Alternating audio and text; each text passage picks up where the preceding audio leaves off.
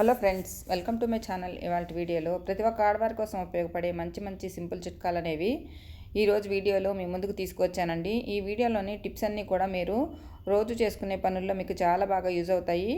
Video ఎక్కడా కూడా skip చేయకుండా స్టార్టింగ్ నుంచి ఎండింగ్ వరకు చూసినట్లయితే ఖచ్చితంగా మీ టైంతో పాటు మనీని కూడా ఆదా చేసుకుంటారండి. ఈ టిప్స్తో మీ పనులన్నీ కూడా ఎక్కువగా శ్రమ లేకుండా తక్కువ టైంలో ఈజీగా పూర్తి చేసుకోవచ్చు అన్నమాట. ఇంకా లేట్ చేయకుండా వీడియోలోని టిప్స్ ఏంటో చూద్దామండి. మనము దానిమ్మ పళ్ళు అనేవి తెచ్చుకుంటూ ఉంటాం కదా, ఒక్కొక్కసారి అవి మనం వలవటానికి కొంచెం అశ్రద్ధ చూపించినా లేదంటే మనం తర్వాత ఒలుచుకోవచ్చులేని పక్కన పెట్టేసినప్పుడు అవి ఎండిపోతూ ఉంటాయి. తర్వాత కుళ్ళిపోయిన తర్వాత మనం పడేస్తూ ఉంటాం కదా. అంతేకాకుండా ఇవి వలవాలంటే కొంచెం ఎక్కువ టైం పడుతుంది కాబట్టి మనము తర్వాత ఒలుచుకోవచ్చులేని పక్కన పెట్టేస్తాం కదా.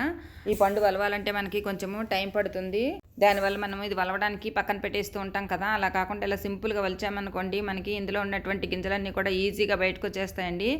ఇలా దానిమ్మ పండుకి ముందు ఉండేటటువంటి ముచ్చుకని ఇలా కట్ చేసి తీసేయాలండి. తర్వాత చాకుతోటి ఇలా వీడియోలో చూపిస్తున్నాను చూడండి.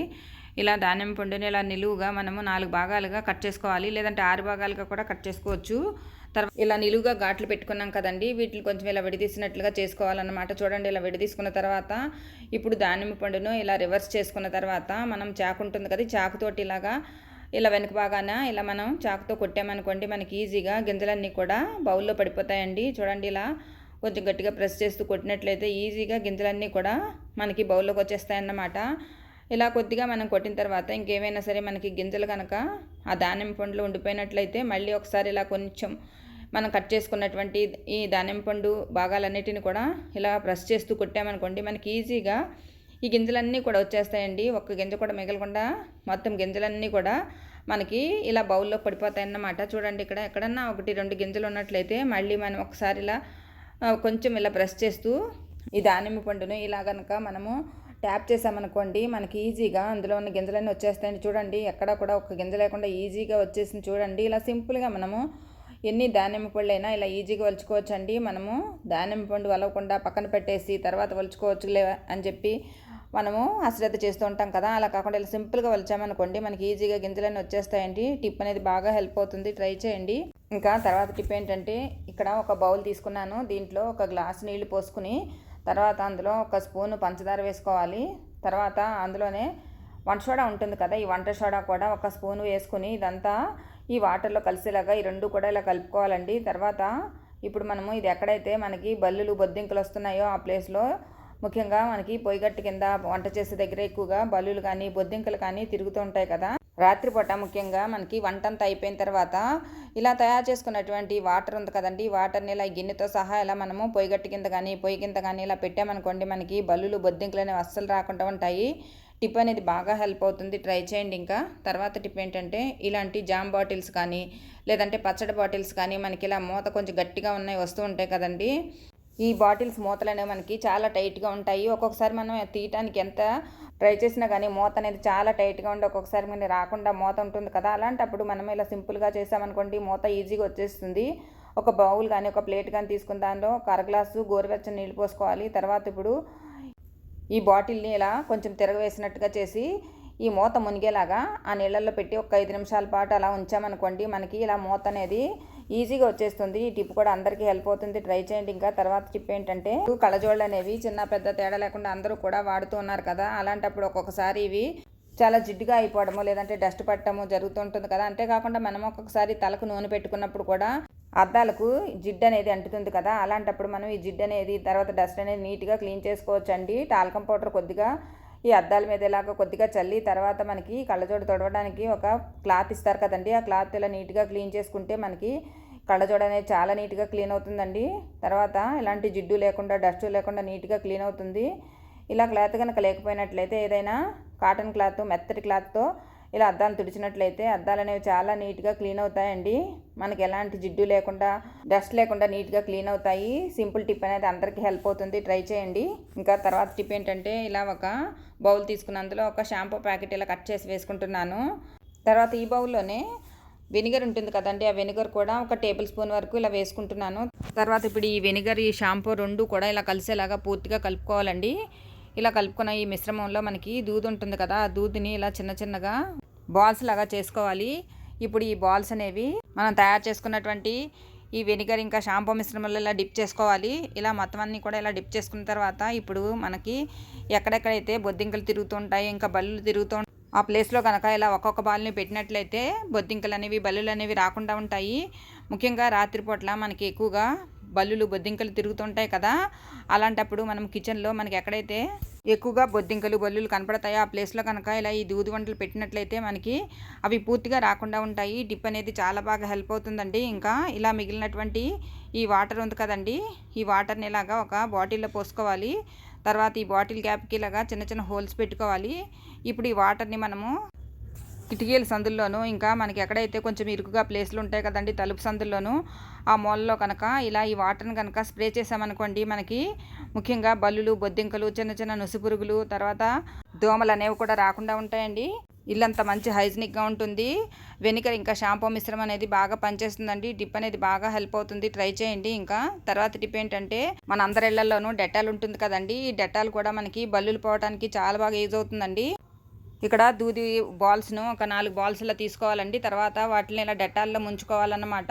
ఇలా పూర్తిగా డెటాల్ అంతా కూడా ఈ దూది తడిసేలాగా చూసుకోవాలి. తర్వాత ఇప్పుడు మనకి ఎక్కడైతే బల్లులు ఎక్కువగా వస్తున్నాయో ఆ ప్లేస్లో ఈ కాటన్ బాల్స్ని కనుక పెట్టామనుకోండి, బల్లులకి డెటాల్ వాసన అనేది అస్సలు నచ్చదు కాబట్టి బల్లులు అనేవి దూరంగా పారిపోతాయండి. ముఖ్యంగా కిచెన్లో మనకి ఎక్కువగా బల్లులు తిరుగుతూ కనిపిస్తూ ఉంటాయి కదా, ముఖ్యంగా మనం వంట చేసినప్పుడు అవి కింద మనకి ఎక్కడ పడుతూ ఉంటాయోనని భయపడుతూ ఉంటాం కదా, అలాంటప్పుడు ఇలా సింపుల్గా తయారు చేసుకున్నటువంటి బాల్స్ని మనము ఇలా యూస్ చేసుకోవచ్చు అండి. ముఖ్యంగా మనకి కిచెన్లో కూడా ఇలా పొయ్యిగట్టు కింద ఇంకా పొయ్యి కింద ఎక్కువగా బల్లులు తిరుగుతూ ఉంటాయి కదా, ఆ ప్లేసుల్లో మనము ఈ బాల్స్ని పెట్టామనుకోండి అవి దూరంగా ఈ స్మెల్కి పారిపోతాయి. టిప్ అనేది బాగా హెల్ప్ అవుతుంది, ట్రై చేయండి. ఇంకా తర్వాత టిప్ ఏంటంటే మనము హాట్ బాక్స్ని వాడుకుంటూ ఉంటాం కదండి ప్రతిరోజు కూడా. మనం వాడుకున్న తర్వాత మనము దీన్ని మామూలుగా తోమేసి పెట్టేసుకుంటూ ఉంటాం కదా, అలాంటప్పుడు ఒక్కొక్కసారి మళ్ళీ బాక్స్ మూత తీసినప్పుడు మనం ఏదైనా ఫుడ్ ఐటమ్ పెట్టాలనుకున్నప్పుడు ఒక రకమైనటువంటి బ్యాడ్ స్మెల్ వస్తుంది కదా, అలాంటప్పుడు ఇలా సింపుల్గా ట్రై చేస్తే మనకి ఈ హాట్ బాక్స్లోంచి అస్సలు బ్యాడ్ స్మెల్ అనేది రాదండి. మన దగ్గర కళ్ళుప్పు ఉంటుంది కదా, ఆ కళ్ళుప్పుని ఇలా ఒక బౌల్లో వేసుకుని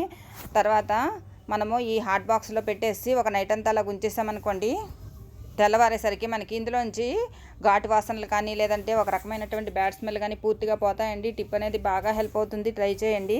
ఇంకా తర్వాత టిప్ ఏంటంటే ఇలా ఒక చిన్న ఉల్లిపాయను తీసుకోవాలి, దాని మీద ఇలాగా సూది కానీ లేదంటే పిన్నీస్తో కానీ ఇలాగా ఎన్ని వీలైతే అన్ని హోల్స్ ఇలా గుచ్చుకోవాలన్నమాట. ఇక్కడ ఉల్లిపాయ చుట్టూ కూడా ఇలా హోల్స్ గుచ్చుకున్నానండి. ఫ్రెండ్స్ ప్లీజ్ ఒక చిన్న రిక్వెస్ట్ అండి, నా వీడియో కనుక మీకు నచ్చినట్లయితే, వీడియోలోని టిప్స్ కనుక మీకు నచ్చినట్లయితే ప్లీజ్ ఒక చిన్న లైక్ చేయండి. కొత్తగా ఎవరైనా సరే మన ఛానల్ కనుక చూస్తున్నట్లయితే ప్లీజ్ సబ్స్క్రైబ్ చేసుకోండి. ఇలా ఉల్లిపాయ చుట్టూ కూడా మనకి హోల్స్ పెట్టుకున్నాం కదా, ఇప్పుడు మన దగ్గర డెటాల్ ఉంటుంది కదండి, డెటాల్ను ఒక బౌల్లో పోసుకొని ఇలా మనము ఈ ఉల్లిపాయను ఆ బౌల్లో ఇలా మొత్తం ఆ డెటాల్ అంతా కూడా పట్టేలాగా ఇలా డిప్ చేసుకోవాలండి. అంటే మనం గుచ్చుకున్నటువంటి హోల్స్లోకి ఈ డెటాల్ అనేది వెళ్తుందన్నమాట. చూడండి ఇలా డిప్ చేసుకోవాలి. తర్వాత ఇప్పుడు ఇది ఎందుకు ఉపయోగిస్తామంటే ఎక్కువగా బల్లులతో ఇబ్బంది పడేవాళ్ళు, ముఖ్యంగా బల్లులు అనేవి ఇంట్లో తిరుగుతూ ఎప్పటికీ పోకుండా ఉండేవాళ్ళు ఈ చిన్న టిప్పును కనుక ట్రై చేశారనుకోండి, బల్లులు ఇంటి దరిదాపుల్లో కూడా రాకుండా ఉంటాయి. చూడండి ఇలా డిప్ చేసుకున్నటువంటి ఉల్లిపాయకి మనము సూదికి దారం గుచ్చుకొని ఇలాగ ఉల్లిపాయకి ఇలా గుచ్చుకోవాలన్నమాట. ఇలా వీడియోలో చూపిస్తున్నాను చూడండి, ఇలా గుచ్చుకొని ఈ ఉల్లిపాయని ఇలా దారానికి వేలాడి తీసుకోవాలండి. ఇలా 2 చివర్లు కూడా ఇలా ముడివేసుకోవాలి. ఇది ఇప్పుడు ఎక్కడైనా సరే మనం కిచెన్లో మనం ఒక ప్లేస్లో హ్యాంగ్ చేసుకోవాలండి. ఇలా ఒక మేకు కానీ సీలకు కానీ తగిలించుకున్నామనుకోండి, దీంట్లో నుంచి వచ్చేటటువంటి ఆ ఉల్లిపాయ ఇంకా ఆ డెట్టాలు ఘాటు వాసనలకి బల్లులు అనేవి దూరంగా పారిపోతాయండి. చూడండి ఇక్కడ నేను ఇలా హ్యాంగ్ చేసుకుంటున్నాను చూడండి. ఇలా కనుక హ్యాంగ్ చేసుకున్నట్లయితే ఈ స్మెల్ అనేది మనకి చాలా ఘాటుగా వస్తుందన్నమాట. దీంతో మనకి బల్లులు కానీ బొద్దింకలు కానీ ఇలాంటివన్నీ కూడా దోమలు కానీ పూర్తిగా పోతాయండి. టిప్ అనేది చాలా బాగా అందరికీ హెల్ప్ అవుతుంది, ట్రై చేయండి. ఇంకా తర్వాత టిప్ ఏంటంటే 2 రూపీస్ కాఫీ పొడి ఉంటుంది కదండి, ఆ కాఫీ పొడిని ఇలా ఒక బౌల్లో వేసుకుంటున్నాను. అందులోనే ఒక 1/2 టేబుల్ స్పూన్ వరకు పసుపు కూడా ఇలా వేసుకోవాలి. తర్వాత ఒక 1/2 టేబుల్ స్పూన్ వరకు తేనె కూడా వేసుకోవాలి. తర్వాత ఒక టేబుల్ స్పూన్ వరకు పెరుగు కూడా వేసుకోవాలి. ఇదంతా ఇలా కలిసేలాగా కలుపుకోవాలి. ఇప్పుడు ఇది ఎందుకు ఉపయోగిస్తామంటే ఈ చలికాలంలో చాలామందికి ఫేస్ మీద ఎక్కువగా డ్రైనెస్ అనేది వచ్చేస్తూ ఉంటుంది కదా, అంతేకాకుండా ఫేస్ అనేది ఈ ఎండకి చర్మం అనేది నల్లపడుతుంది కదా, అలాంటప్పుడు మనం ఇలా తయారు చేసుకున్నాం కదండి, ఈ ప్యాక్ని మనము మన ఫేస్ మీద ఒక లేయర్ లాగా ఇలా అప్లై చేసుకోవాలండి. నేను ఇక్కడ హ్యాండ్ మీద అప్లై చేసి చూపిస్తున్నాను. ఇలా ఒక లేయర్ని అప్లై చేసిన తర్వాత రెండవ లేయర్ను కూడా దాని మీద ఇలా అప్లై చేసుకోవాలండి. ఇలా ఒక అరగంట పాటు ఇలా మనము ఆరనిచ్చినట్లయితే అది కొంచెం సేపటికే డ్రై అవుతుంది. కొద్దిగా దూది తీసుకొని దానికి మనం కొద్దిగా తడి చేసుకొని తర్వాత ఇది కొద్దిగా ఫేస్ మీద రబ్ చేస్తూ ఈ ప్యాక్ని కనుక తీసేసినట్లయితే మనకి ఫేస్ అనేది చాలా బాగా షైనింగ్ అనేది వస్తుంది. ఫేస్ మీద ఉండేటటువంటి డల్నెస్ కానీ డ్రైనెస్ కానీ తర్వాత ఎండకు నల్లబడినటువంటి చర్మం కానీ పూర్తిగా మనకి తొలగిపోతాయి. చర్మం అనేది మంచి కాంతివంతంగా తయారవుతుందన్నమాట. మనం బ్యూటీ పార్లర్లో ఎక్కువగా ఫేషియల్ చేయించుకుంటూ ఉంటాం కదా, అలాంటి మంచి మెరుపు అనేది ఇంట్లో వస్తుందండి. ఎలాంటి ఖర్చు లేకుండా ఇంట్లోనే ఈజీగా సింపుల్గా మనము ఈ ప్యాక్ను తయారు చేసుకుని వాడుకోవచ్చండి. తర్వాత మనకి చూడండి, ఇక్కడ నేను ప్యాక్ వేసి చూపించిన తర్వాత హ్యాండ్ అనేది వాష్ చేసి చూపిస్తున్నాను చూడండి. ఇలా ఉంటుందన్నమాట. ఇలా మనం ప్యాక్ అంతా రిమూవ్ చేసిన తర్వాత చల్లటి వాటర్తో మనం కనుక ఫేస్ని క్లీన్ చేసుకున్నట్లయితే ఫేస్ అనేది మంచి షైనింగ్ వస్తుంది. టిప్ అనేది బాగా అందరికీ హెల్ప్ అవుతుంది, ట్రై చేయండి.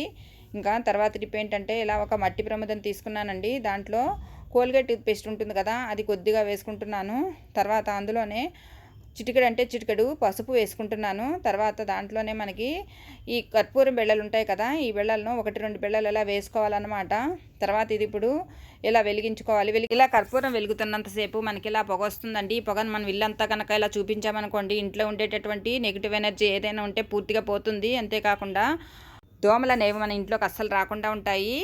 అంతేకాకుండా ఏవైనా దోమలు ఉంటే కూడా పూర్తిగా బయటికి వెళ్ళిపోతాయండి. మనము సాయంత్రం పూట ఇలా దీపం కనుక వెలిగించుకున్నట్లయితే మనకి దోమలు అనేవి అస్సలు రాకుండా ఉంటాయి. టిప్ అనేది బాగా హెల్ప్ అవుతుంది, ట్రై చేయండి. ఇంకా తర్వాత టిప్ ఏంటంటే, మనము కోడిగుడ్లు తెచ్చుకుని అవి మామూలుగా నీటితో కడిగేసి వండుకుంటూ ఉంటాం కదా, అలాంటప్పుడు మనకి వాటిలో ఏవైనా మనకి బ్యాక్టీరియా ఉంటే మన హెల్త్ అనేది పాడవుతుంది కదా. అలా కాకుండా ఇలా ఎగ్స్ని క్లీన్ చేసుకుంటే మనకి అసలు ఏ బ్యాక్టీరియా ఉండదన్నమాట. ఒక బౌల్ తీసుకోవాలి, అందులో ఒక గ్లాస్ వరకు నీళ్లు పోసుకున్న తర్వాత దాంట్లో మనకి సాల్ట్ ఉంటుంది కదా, ఈ సాల్ట్ను 1 టేబుల్ స్పూన్ వేసుకోవాలి. తర్వాత వెనిగర్ కూడా ఒక 2 టేబుల్ స్పూన్ల వరకు వేసుకోవాలి. తర్వాత ఇక్కడ నేను 4 గుడ్లు తీసుకున్నానండి. 4 గుడ్లు కూడా ఈ వాటర్లో వేసుకొని ఇలా చేత్తో చూడండి ఇలా రబ్ చేస్తున్నట్లుగా చేసినట్లయితే దాంట్లో ఉండే ఏదైనా బ్యాక్టీరియా కానీ ఎవరైనా చేత్తో ముట్టుకుంటే మనకి వాళ్ళకి ఏవైనా ఎలర్జీస్ కానీ అలాంటివి ఏవైనా ఉంటే మనకు కూడా వస్తాయి. కాబట్టి ఇలా క్లీన్ చేసుకున్నట్లయితే మనకి ఎగ్స్ అనేవి బాగా క్లీన్ అవుతాయండి. అంతేకాకుండా రకరకాలుగా మనకి గుడ్లు అనేవి కోళ్ళు తిరుగుతూ ఉంటాయి కదా, ఈ గుడ్ల మీద తిరిగినప్పుడు ఎంతో కొంత బ్యాక్టీరియా ఉంటుంది కదా, అది కూడా పూర్తిగా పోతుందండి. మనం వెనిగర్తో వాష్ చేయడం వల్ల బ్యాక్టీరియా అనేది పూర్తిగా నశిస్తుంది అన్నమాట. తర్వాత గుడ్లు అనేవి ఇలా ఉడకపెట్టుకున్నామనుకోండి, గుడ్లు అనేవి చాలా బాగా ఉడుకుతాయి.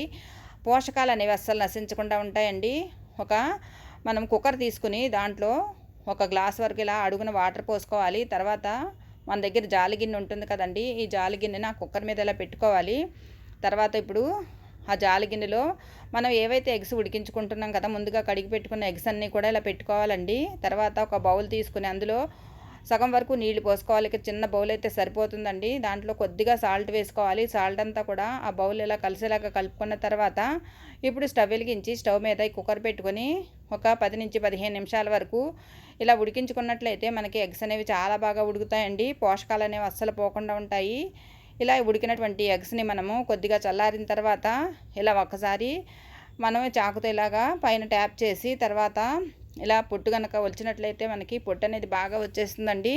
చూడండి పొట్టు అనేది ఎంత బాగా వచ్చేస్తుందో, ఎక్కడా కూడా మనకి పగుళ్ళు అనేవి లేకుండా వస్తుంది కదా. ఇలా మనం వెనిగర్ వాటర్లో క్లీన్ చేసుకోవటం వల్ల గుడ్లకి ఎక్కడన్నా పగుళ్ళు ఉన్నా కానీ ఆ పగుళ్ళలో నుంచి మనకి వాటర్ అనేది లోపలికి వెళ్ళి గుడ్లు ఉడికినప్పుడు మనకి ఎలాంటి బ్యాక్టీరియా కూడా లేకుండా ఉంటుందన్నమాట. చూడండి గుడ్డుని ఇలా ఉడికించిన తర్వాత ఈ తర్వాత మనకి పైపింగ్ అనేది ఈజీగా రావడానికి ఇంకో సింపుల్ టిప్ ఏంటంటే, ఇలా వీడియోలో చూపిస్తున్నట్లుగా 2 అరచేతుల మధ్యలో ఇలా గుడ్డుని కొంచెం ఇలా ప్రెస్ చేస్తామనుకోండి, మనకి పైపొట్టు అనేది చాలా బాగా వచ్చేస్తుందండి. ఆ పైపొట్టు అంతా కూడా మనకు కొంచెం బ్రేక్ అయినట్టుగా అయిపోతుంది. దాంతో మనము గుడ్డు మీద పొట్టు వలవడం అనేది చాలా ఈజీగా అవుతుందండి. చూడండి ఇక్కడ ఎంత ఈజీగా పొట్టు అనేది వస్తుందో. ఇలా మనం సింపుల్గా ఈజీగా పొట్టు అనేది మనం ఈజీగా వలుచుకోవచ్చండి. ఈ చిన్న సింపుల్ టిప్స్తో మీరు ఎగ్స్ అనేవి ఈజీగా ఉడకపెట్టుకోవచ్చు. ఎగ్స్లోని పోషకాలు నష్టపోకుండా మనం గుడ్లు అనేవి ఉడకపెట్టుకోవచ్చు. అంతేకాకుండా మనకి హెల్త్ కూడా ఎలాంటి ఇబ్బంది లేకుండా కూడా ఉంటుంది. ఇంతేనండి ఇవాళ వీడియో. Thank you for